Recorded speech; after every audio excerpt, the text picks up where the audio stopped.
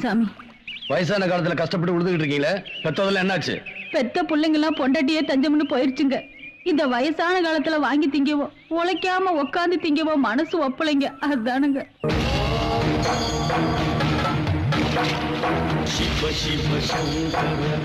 ஓஞ்சி போற வயசுல உழைச்சு வாழ் நினைச்சீங்க பாருங்க, அதை நினைச்சு நான் சந்தோஷப்படுறேன்.